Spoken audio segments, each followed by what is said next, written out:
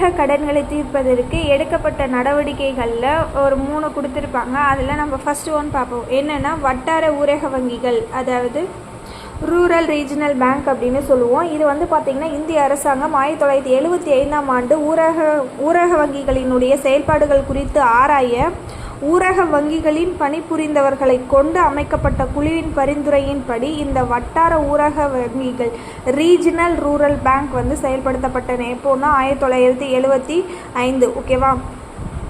இதில் வந்து பார்த்திங்கன்னா மத்திய மாநில அரசுகள் மற்றும் வணிக வங்கிகளினுடைய கூட்டு முயற்சியால் தான் இந்த வட்டார ஊரக வங்கிகள் இருக்குது. ஓகேவா? அப்போது ஸ்டேட் அண்ட் சென்ட்ரல் கவர்மெண்ட், அது மட்டும் இல்லாமல் வணிக வங்கிகள். ஓகேவா?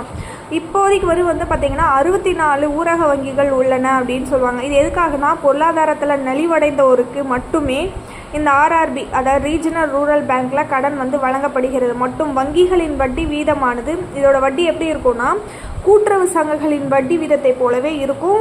பொருளாதாரத்தில் நலிவடைந்தவர்களுக்கு மட்டும் இது கொடுக்குறாங்க. ரீஜனல், அதாவது ரூரல் ரீஜனல் பேங்க்கில் வந்து பார்த்திங்கன்னா 1975 கொண்டு வந்தாங்க. என்னென்ன வங்கிகளில் இருக்குது அப்படின்னு பார்த்தோன்னா மத்திய மாநில அரசு, ஸ்டேட் அண்ட் சென்ட்ரல் கவர்மெண்ட், அடுத்து வணிக வங்கி, இந்த 3மே இருக்காங்க. இந்தியாவில் புக்கோடைய டேட்டா படி 64 வட்டார வங்கிகள் இருக்குது. பொருளாதாரத்தில் நலிவடைந்தவர்களுக்கு கொடுக்குறாங்க. இதோடைய ரேட் ஆஃப் இன்ட்ரெஸ்ட் எப்படி இருக்கும் அப்படின்னா கூட்டுறவு சங்கங்களினுடைய வட்டி வீதத்தை போலவே இருக்கும். ஓகேவா?